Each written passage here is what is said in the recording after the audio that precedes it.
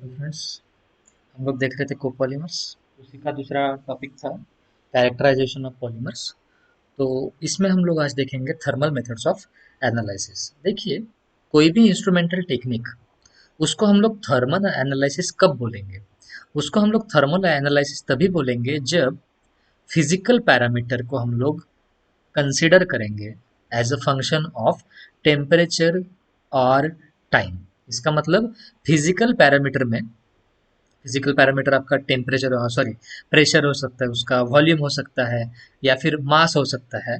तो उसको as a function consider करेंगे ऑफ टेम्परेचर और टाइम। इसका मतलब टाइमिंग के साथ उस पर्टिकुलर फिजिकल पैरामीटर में क्या चेंजेस आते हैं वो स्टडी करेंगे, टेम्परेचर के साथ या फिर with respect to time.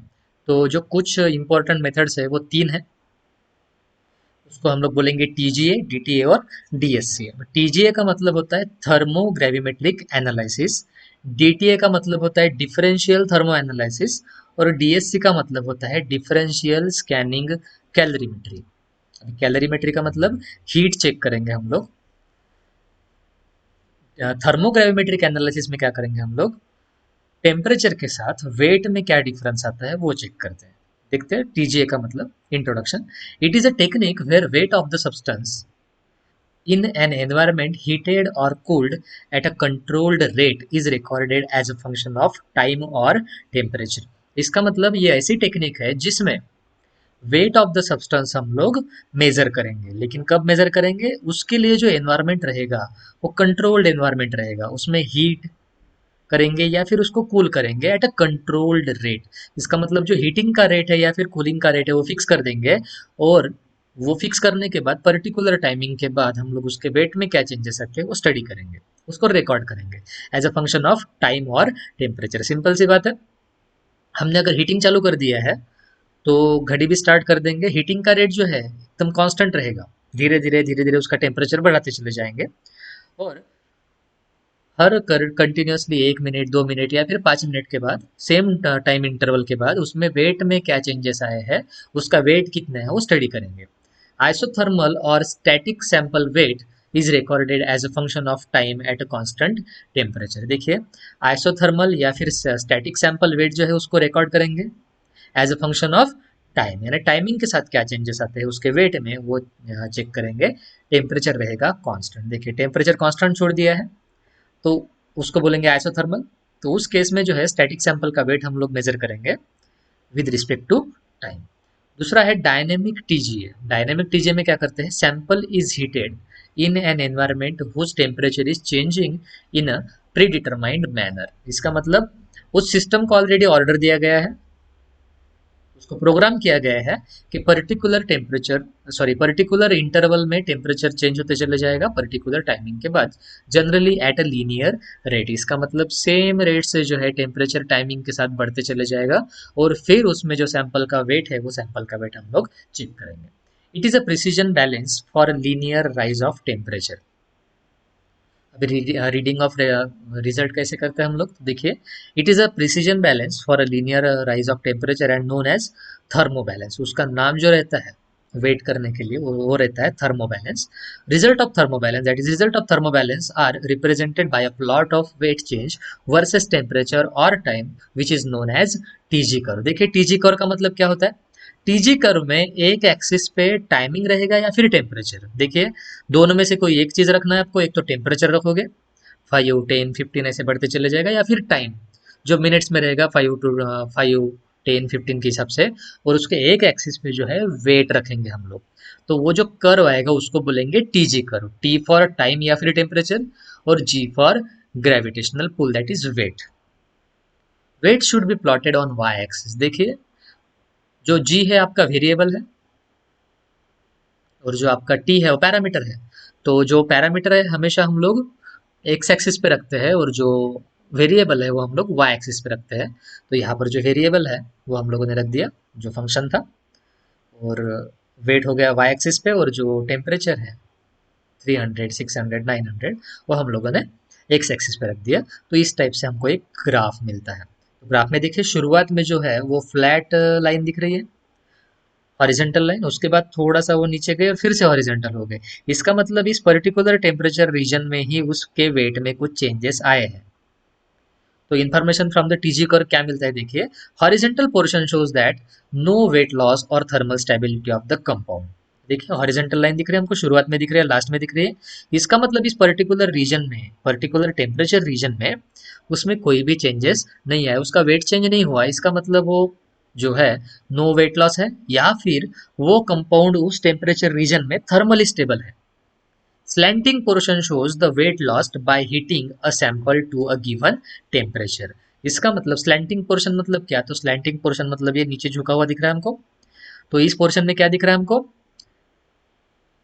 Wait lost by heating a sample to a given temperature. उस पर्टिकुलर गिवन टेम्परेचर में ही जो सैंपल है उस सैंपल ने खुद का वेट लॉस किया है। By this information inorganic chemist can determine the composition of a compound and reaction involve in this decomposition. तो इस मेथड से जो है, इस इंफॉर्मेशन जो है, जो इनऑर्गेनिक केमिस्ट रहेगा वो कंपोजिशन जो है किसी कंपाउंड का वो डिटरमाइन कर सकता है, और साथ ही साथ उसमें कौन से रिएक्शन थे डिकम्पोजिशन के समय, कौन से टाइप के रिएक्शन हुए हैं।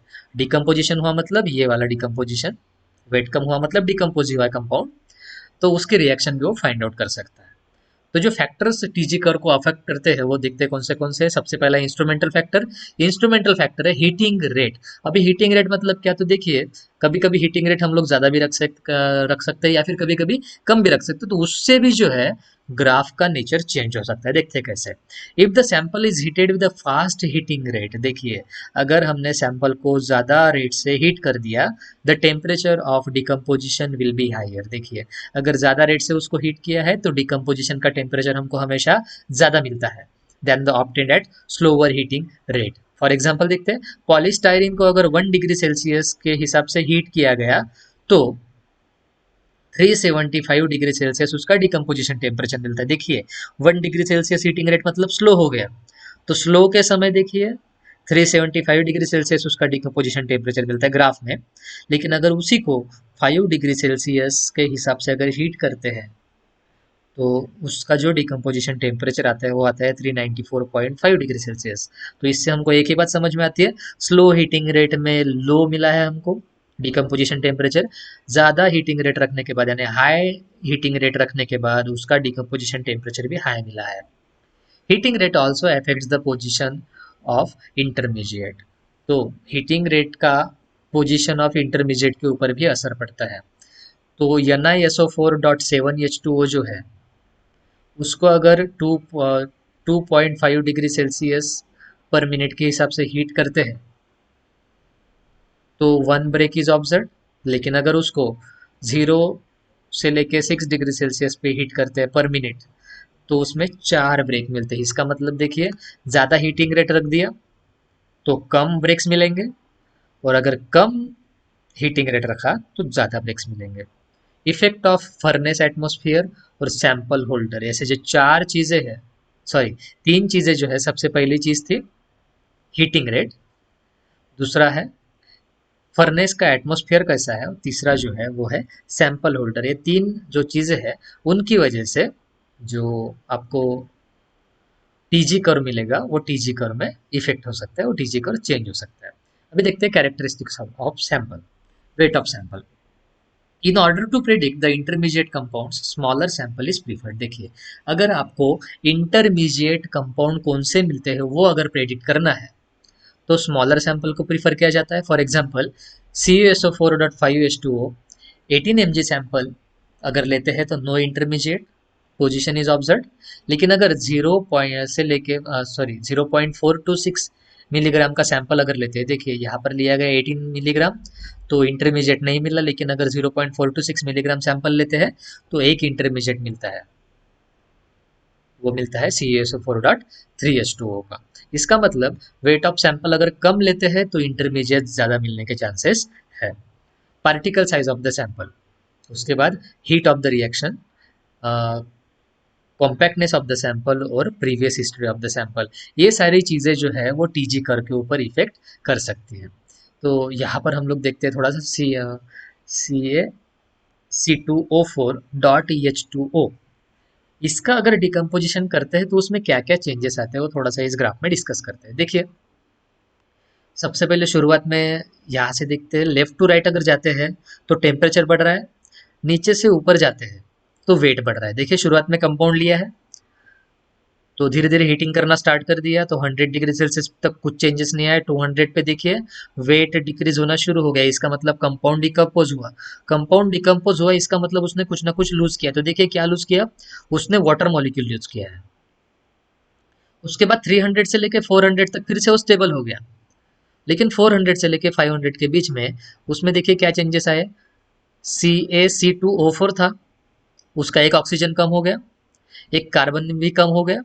इसका मतलब यहाँ से CO बाहर निकला है। उसके बाद 500, 600, 700 फिर से कांस्टेंट बच गया, लेकिन उसके बाद उसका फिर से 900 के बीच तक उसका वेट फिर से कम हुआ है। उस केस में CO2 चला गया। देख सकते हो आप, CaCO3 का कन्वर्शन CO में हो गया। तो इस हिसाब से आप जो है उसका डिकम्पोजिशन स्टडी कर सकते हो थर्मोग्रेविमेट्रिक एनालिसिस में। अभी देखते हैं इसका इंस्ट्रूमेंटेशन। तो इंस्ट्रूमेंटेशन बहुत ईजी है। ये जो है ये हमारा सैंपल होल्डर है, तो इसके एक साइड में फर्नेस टेम्परेचर प्रोग्रामर रखा होगा। फर्नेस टेम्परेचर प्रोग्रामर का एक ही काम है, उसमें टाइमिंग के साथ टेम्परेचर सेट कर सकते हो, यानी इतना इतना टाइमिंग बढ़ते चले जाएगा तो इतना इतना टेम्परेचर भी सिस्टम का जो है वो बढ़ते चले जाएगा। उसके बाद ऊपर से एक एटमॉस्फेयर कंट्रोलर रहेगा, जो उसके आजू बाजू में कौन सी गैस रहनी चाहिए, कैसा एटमॉस्फेयर वहाँ पे मेंटेन करना है वो चेक करेगा। ये सैंपल होल्डर बीच में रखा है। उसके नीचे में एक रीडिंग बैलेंस, रिकॉर्डिंग बैलेंस रहेगा। रिकॉर्डिंग बैलेंस उसमें वेट में क्या चेंजेस आ रहे हैं वो चेक करेगा। और उसके बाद उसके ऊपर एक बैलेंस कंट्रोल लगा होगा जो रिकॉर्डर के पास जाएगा। इसका मतलब इसको हम लोगों ने टेम्परेचर का हीटिंग तो दिया ही है, एटमॉस्फेयर भी कंट्रोल कर लिया, तो उसका वेट रिकॉर्ड करने के लिए यहाँ पर बैलेंस कंट्रोल और रिकॉर्डर लगा हुआ रहेगा। इसके एप्लीकेशन देखते हैं क्या क्या है। देखिए, सबसे पहला एप्लीकेशन है उसका ऑटोमेटिक थर्मोग्रेविमेट्रिक एनालिसिस में कर सकते हो आप। दूसरा जो है इवेल्युएशन ऑफ ग्रेविमेट्रिक प्रेसिपिटेट, जो प्रेसिपिटेट मिलता है उसका हम लोग ग्रेविमेट्रिकली स्टडी कर सकते हैं। Evaluation evaluation of suitable standards या फिर testing of purity of samples, Curie point determination in study of organic compounds, in study of polymers और in study of building material and oxide mixture in glass technology. ये सारे के सारे उसके application है जो आप TG को अप्लाई कर सकते हैं थर्मोग्रेविमेट्रिक एनालिसिस में। सेकंड जो टॉपिक है वो DTA। DTA मतलब डिफरेंशियल थर्मो एनालिसिस या फिर differential thermal analysis. This technique involves the recording of difference in temperature between substance and reference material against time or temperature, as the two specimens are subjected to identical temperature change in an environment heated or cooled at the controlled rate. अभी इन चीज़ों का meaning देखते हैं, समझने की कोशिश करते हैं कि ये क्या होता है। देखिए, इसके पहले हम लोगों ने देखा TGA। TGA में थर्मोग्रामेट्रिक एनालिसिस था। एक ही सैंपल था, उसको हीट किया था हमने, और हीट करने के बाद उसमें क्या क्या चेंजेस है वो स्टडी किया था। यहाँ पर हम लोग हमारे सैंपल के साथ एक दूसरा रेफरेंस मटेरियल यूज करेंगे। अभी दूसरा रेफरेंस मटेरियल यूज करने का फायदा ये होता है कि दोनों को, सब्सटेंस को और रेफरेंस मटेरियल को, हम सेम हीटिंग रेट अप्लाई करेंगे, आइडेंटिकल टेम्परेचर चेंज अप्लाई करेंगे, लेकिन दोनों सब्सटेंसेस का एनवायरनमेंट सेम रहेगा, यानी कि उनका हीटिंग हो या फिर कूलिंग हो कंट्रोल्ड रेट से होगा, लेकिन दोनों का नेचर अलग अलग है। इसका मतलब दोनों का टेम्परेचर जो चेंज होगा, दोनों में जो टेम्परेचर के साथ चेंजेस आएंगे वो अलग अलग आएंगे। तो उसमें क्या रिजल्ट मिलता है वो देखते हैं recording of result. DTA thermogram consist of, अभी देखिए ये TG कर्व नहीं है, it is thermogram, consist of a record of difference in sample and reference temperature plotted as a function of time or sample temperature or reference temperature or furnace temperature। यहाँ पर जो है दोनों के बीच में क्या टेम्परेचर का डिफरेंस है वो स्टडी किया जाता है। इसका एग्जांपल देखते हैं कैसे। अगर आप धूप काले में चलते हैं, धूप काले में बिना चप्पल के आपको अगर बाहर घूमने निकलना है, तो दो टाइप के ऑप्शन हमारे पास अवेलेबल है।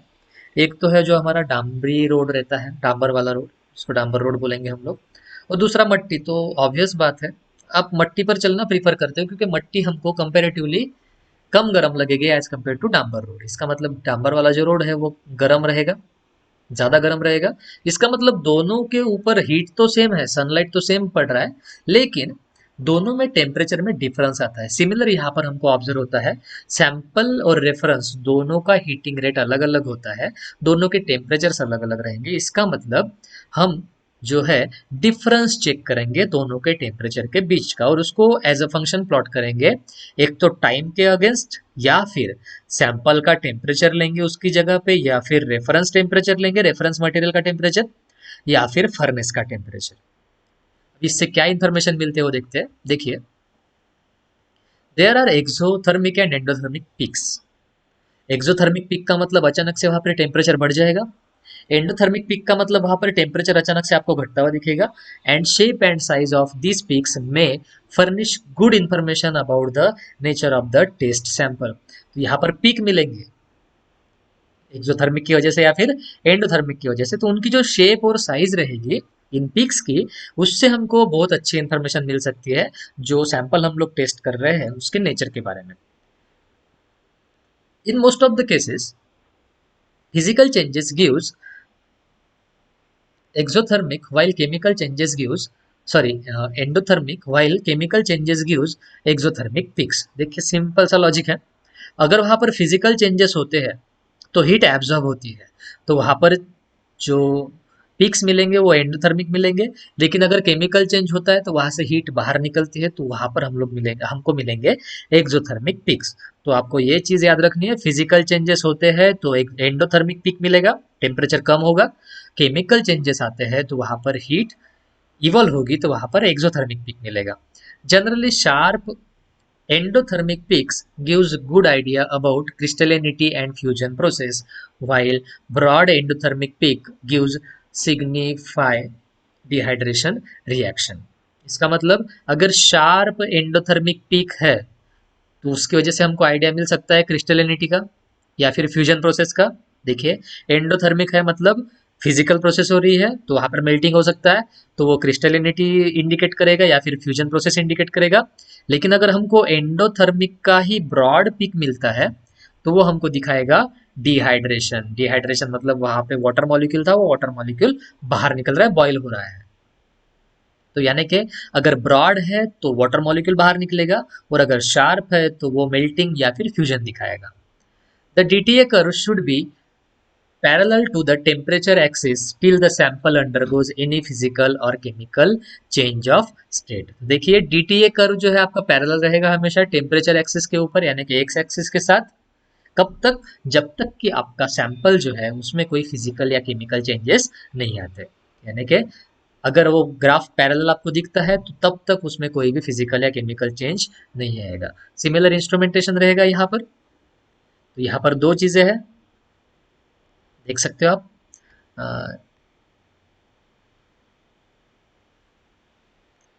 टेम्परेचर सेंसर 1, टेम्परेचर सेंसर 2, एक रेफरेंस के लिए रहेगा और दूसरा सैंपल के लिए रहेगा। एक थर्मल इंसुलेशन लगा रहेगा और माइक्रो प्रोसेसर कंट्रोल रहेगा, दोनों के दोनों पावर सोर्स से। एनवायरमेंटल कंट्रोलर बाजू में रहेगा, और उसके बाद देखिए दोनों का रीडिंग जो है एम्पलीफायर में जाएगा और उसके बाद रिकॉर्डर में जाएगा। तो यहाँ पर दो चीजें क्यों रखी गई है? दो एम्पलीफायर, दो सैंपल होल्डर। सिंपल तरीका, दो चीजें का मतलब है यहाँ पर आपके पास दो मटेरियल्स अवेलेबल है, एक सैंपल है और दूसरा रेफरेंस मटेरियल है। एप्लीकेशन देखते हैं अभी फिजिकल केमिस्ट्री में क्या एप्लीकेशन है। Generation of phase diagram and study of phase transition. देखिए इसका सबसे अच्छा यूज जो है, एक तो इसको यूज कर सकते हैं हम लोग फेज डायग्राम में या फिर फेज ट्रांजिशन में। In determination of heat of reaction, in specific heat determination, और in determination of thermal diffusivity. इन तरीकों से आप इसको फिजिकल केमिस्ट्री में यूज कर सकते हो। एनालिटिकल केमिस्ट्री में क्या यूज होता है? देखिए, identification of substance, identification of product, melting point and boiling determination and study of effect of pressure on it. Quantitative analysis भी कर सकते हैं और क्वालिटेटिव कंट्रोल भी कर सकते हैं। इनऑर्गेनिक केमिस्ट्री में देखते हैं क्या यूज होता है, तो study the thermal stability of inorganic compounds and complexes, यानी कौन से टेम्परेचर तक वो कंपाउंड जो है वो स्टेबल रहेगा, वो स्टडी कर सकते हैं। ऑर्गेनिक केमिस्ट्री में देखिए क्वालिटेटिव एनालिसिस कर सकते हो for identification and purity determination of oils, fats and pharmaceutical substances कर सकते हैं। डिफरेंशियल स्कैनिंग कैलोरीमेट्री देखते हैं अभी क्या होता है। In this technique, the heat energy is supplied at the varying rate to the sample or reference so as to keep their temperature equal, and this heat energy is recorded as a function of temperature or time when both substance and reference material are heated or cooled at predetermined rate alternatively. अब ये same है जैसा हम लोगों ने DTA में देखा था, इसी उसी टाइप में रहेगा, लेकिन यहाँ पर सिर्फ डिफरेंस एक है, वहां पर हम लोगों ने दोनों को सेम क्वांटिटी से हीट सप्लाई की थी, सेम रेट से हीट सप्लाई की थी, दोनों के टेम्परेचर में डिफरेंस आए थे। लेकिन इस केस में दोनों के टेम्परेचर सेम रखने के लिए हम दोनों को अलग अलग तरीके से हीट सप्लाई करते हैं। देखिए छोटा सा डिफरेंस है, डीटीएम में हम लोगों ने क्या किया, दो मटेरियल यूज किया, एक सैंपल और दूसरा रेफरेंस, दोनों को सेम रेट से हीट सप्लाई कर दिए। उसके बाद दोनों में टेम्परेचर चेंजेस अलग अलग आए। क्यों? क्योंकि दोनों का फिजिकल नेचर अलग अलग था, दोनों सब्सटेंसेस अलग अलग थे। लेकिन इस केस में क्या करेंगे हम लोग, दो सैंपल रखने के बाद दोनों को हीट जो है अलग अलग रेट से सप्लाई करनी पड़ेगी, क्योंकि एक का टेम्परेचर बढ़ सकता है, दूसरे का कम रह जाएगा, तो जिसका कम रह जाएगा उसको ज़्यादा हीट सप्लाई कर देंगे। तो यही मेन प्रिंसिपल है इसका। इस टेक्निक में क्या करेंगे, हीट एनर्जी हम लोग सप्लाई करेंगे at the varying rate to the sample और रेफरेंस। क्यों? क्योंकि इन दोनों का टेम्परेचर हमको इक्वल रखना है, और वही हीट एनर्जी जो हम रिकॉर्ड करेंगे as a function of temperature और टाइम व्हेन बोथ सब्सटेंस और रेफरेंस मटेरियल उनको हीट करेंगे या फिर कूल करेंगे at predetermined rate alternatively. देखते कैसे। It is a thermal method where energy necessary to establish zero temperature difference between the substance and reference material is recorded as a function of time और temperature. अभी यहाँ पर क्या करेंगे हम लोग, when both are heated or cooled at a predetermined rate। इसमें हम लोग क्या करते हैं, थर्मल मेथड में कितनी एनर्जी लगती है जिसकी वजह से रेफरेंस मटेरियल और सब्सटेंस दोनों के बीच में हमको जीरो टेम्परेचर मेंटेन करना है, जीरो टेम्परेचर डिफरेंस मेंटेन करना है। तो उसी को हम लोग रिकॉर्ड करेंगे as a function of time और टेम्परेचर, जब हम दोनों को अलग अलग हीट करेंगे लेकिन प्री डिटरमाइंड रेट से हीट करेंगे। तो डीएससी में देखते हैं, डीएससी में भी थर्मोग्राम मिलता है हमको। The heat supply to the sample is given a positive sign while reference material is given a negative sign. देखिए अगर हमने सैंपल को हीट सप्लाई किया तो उस केस में पॉजिटिव साइन दिखाएंगे हमको हम, लेकिन रेफरेंस मटेरियल को अगर देते हैं तो उसके हम लोग दिखाएंगे निगेटिव साइन। ठीक है, सैंपल को हीट सप्लाई किया तो पॉजिटिव साइन, लेकिन अगर रेफरेंस को हीट सप्लाई करनी पड़ेगी तो negative sign. The DSC curve is a record of a transition temperature on X axis and dH by d T on the Y axis. देखिए X axis पे हमेशा हम लोग टेम्परेचर या फिर टाइम रखेंगे, लेकिन डीएच बाई डी टी जो है वो रखेंगे वाई एक्सिस पे। The DSC thermogram is similar to DTA curve. जैसा कि मैंने पहले ही बताया था, डीएससी का थर्मोग्राम ये डीटीए के जैसा ही होगा, only difference that dH by d T instead of delta T. Delta T मतलब वहां पर टेम्परेचर चेंज था, यहाँ पर हम लोग पुट करेंगे dH by d T. The area under the DSC peak is directly be related to enthalpy change occurring. यहाँ पर जो एरिया अंडर द पिक मिलता है हमको, वो एरिया अंडर द पिक हमको डायरेक्टली बता सकता है कि एंथैल्पी चेंज वहाँ पर कितना हुआ है, क्योंकि delta H is nothing but the enthalpy change. तो इस टाइप का हमको डीएससी का कर्व मिलता है। इसकी रीडिंग भी सेम तरीके से जो इंस्ट्रूमेंटेशन हमने वहाँ पर यूज किया है, सेम इंस्ट्रूमेंटेशन हम लोग यहाँ पर यूज करेंगे। थोड़ी बहुत चीज़ें चेंज होती है, फॉर एग्जाम्पल यहाँ पर ट्रांसड्यूसर इंट्रोड्यूस हुआ है और कुछ चीज़ें जो है वो चेंज हो चुकी है, बाकी एज इट इज रहेगा। यानी एक की डायग्राम पे अगर आपने याद रख ली तो दूसरे के आराम से याद रख सकते हो। देखिए सैंपल और रेफरेंस वही है, टेम्परेचर सेंसर दोनों को अलग अलग रखे, एम्पलीफायर वहां पर दो थे, यहाँ पर भी दो है, एक सैंपल की तरफ से जाएगा, दूसरा एम्पलीफायर रेफरेंस मटेरियल की तरफ से जाएगा, बाकी एज इट इज सिस्टम रहेगी। और दूसरी बात, अगर आपको इंस्ट्रूमेंटेशन पूछते हैं तो आप डीएससी का और डीटीए का दोनों का सेम इंस्ट्रूमेंटेशन लिख सकते हो, ज़्यादा चेंजेस करने की ज़रूरत नहीं है। ऊपर का भी अगर इंस्ट्रूमेंटेशन यहाँ पे लिखते हो तो भी आपको पूरे मार्क्स मिल सकते हैं, यहाँ का इंस्ट्रूमेंटेशन ऊपर लिखते हो तो भी आपको पूरे मार्क्स मिल सकते हैं। अप्लीकेशन ऑफ डीएससी देखते हैं अभी। Determination of enthalpy of transition, जहाँ हम लोगों ने पहले ही देखा है, यहाँ पर हम लोग ट्रांजिशन का एंथैल्पी स्टडी कर सकते हैं। Determination of percentage crystallinity of the polymeric material, polymeric material जो है उसमें कितना परसेंट क्रिस्टलिनिटी है वो भी हम इस मेथड से मेजर कर सकते हैं। Determination of purity of drug sample, drug sample कितना प्योर है वो भी हम इससे मेजर कर सकते हैं। इसी के साथ आपका ये जो यूनिट है वो फिनिश हुआ। Thank you.